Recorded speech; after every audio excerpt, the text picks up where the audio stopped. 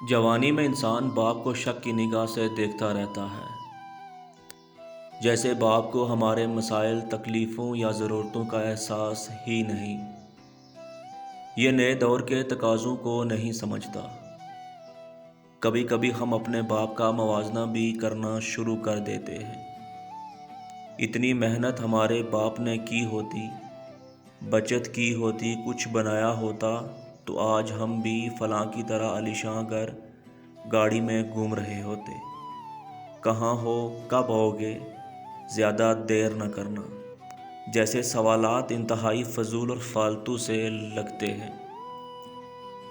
Sweater تو پہنا ہے، کچھ اور بھی پہن لو، سردی بہت ہے۔ انسان سوچتا ہے کہ اولڈ فیشن کی وجہ سے والد کو باہر کی دنیا کا اندازہ نہیں۔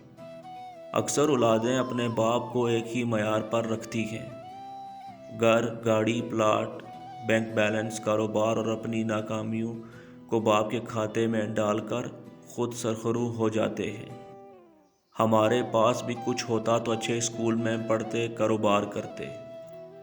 وقت گزر جاتا ہے، اچھا بھی برا بھی، اور اتنی تیزی سے گزرتا ہے کہ انسان پلک جھپکتے ماضی کی کہانیوں کو اپنے ارد گرد منڈلاتے دیکھنا شروع کر دیتا ہے۔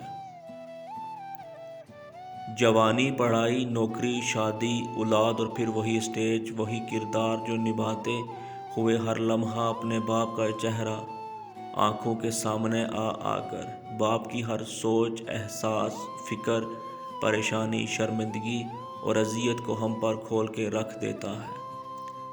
باپ کی کبھی کبھی بلا وجہ خاموشی، کبھی پرانے دوستوں میں بے وجہ کہہ کے، اچھے کپڑوں کو ناپسند کر کے پرانوں کو فخر سے پہننا، کھانوں میں اپنی سادگی پر فخر، کبھی کبھی سر جھکائے اپنے چھوٹے چھوٹے کاموں میں مگن ہونے کی وجہ، کبھی بغیر وجہ تھکاوٹ کے بہانے سر شام بتی بجھا کر لیٹے، نظریں جھکائے انتہائی محویت سے روزمرہ کا کام سر انجام دینا، جب ہم خود راتوں کو جاگ جاگ کر دوسرے شہروں میں گئے بچوں پر آیت الکرسی کے دائرے پھونکتے ہیں، جب ہم سردی میں وضو کرتے ہوئے اچانک سوچتے ہیں پوچھ ہی لیں بیٹا آپ کے ہاں گرم پانی آتا ہے، جب قہر کی گرمی میں روم کولر کی خنک ہوا بدن کو چھوتی ہے تو پہلا احساس جو دل و دماغ میں ہلچل سی مچاتا ہے وہ کہیں اولاد گرمی میں تو نہیں بیٹھی۔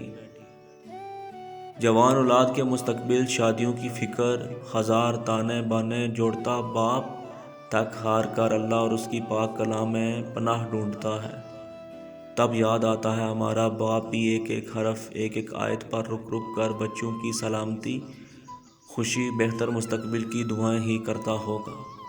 ہر نماز کے بعد اٹھے کپ کپاتے ہاتھ اپنی دعاؤں کو بھول جاتے ہوں گے۔ ہماری طرح ہمارا باپ بھی ایک ایک بچے کو نمناک آنکھوں سے اللہ کی پناہ میں دیتا ہوگا۔ سر شام کبھی کبھی کمرے کی بتی بجھا کر اس فکر کی آگ میں جلتا ہوگا کہ میں نے اپنی اولاد کے لیے بہت کم کیا۔ اولاد کو باپ بہت دیر سے سمجھ آتا ہے، اتنا دیر کہ اب ان سے چھونے، محسوس کرنے، اس کی ہر تلخی، اذیت، فکر کا ازالہ کرنے سے محروم ہو جاتے ہیں۔ یہ ایک عجیب احساس ہے جو وقت کے بعد اپنی اصل شکل میں ہمیں بے چین ضرور کرتا ہے، لیکن یہ حقیقتیں جن پر وقت پر عیاں ہو جائیں وہی خوش قسمت اولادیں ہیں۔ اولاد ہوتے ہوئے ہم سمجھتے ہیں کہ باپ کا چھونا، پیار کرنا، دل سے لگانا یہ تو بچپن کی باتیں ہیں۔ باپ بن کر آنکھیں بھیگ جاتی ہیں، پتہ نہیں باپ نے کتنی دفعہ دل ہی دل میں ہمیں چھاتی سے لگانے کو بازو کھولے ہوں گے، پیار کے لیے اس کے ہونٹ تڑپے ہوں گے، اور ہماری بے باک جوانیوں نے اسے یہ موقع نہیں دیا ہوگا۔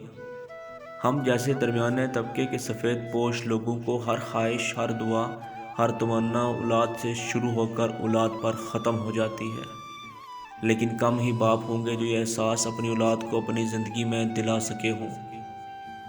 یہ سب بہت شدت سے محسوس ہوتا ہے جب ہم باپ بنتے ہیں، بڑھاپے کی دہلیز پر قدم رکھتے ہیں تو باپ کے دل کا حال جیسے قدرت ہمارے دلوں میں منتقل کر دیتی ہے۔ یہ ایک چھپا میٹھا میٹھا درد ہے جو باپ اپنے ساتھ لے جاتا ہے۔ اولاد کے لیے بہت کچھ کر کے بھی کچھ نہ کر سکنے کی ایک خلش آخری وقت تک ایک باپ کو بے چین رکھتی ہے، اور اولاد اگر باپ کے دل میں اپنے لیے محبت کو کھلی آنکھوں سے وقت پر دیکھ لے تو شاید اسے یقین ہو جائے کہ دنیا میں باپ سے زیادہ اولاد کا کوئی دوست نہیں ہوتا۔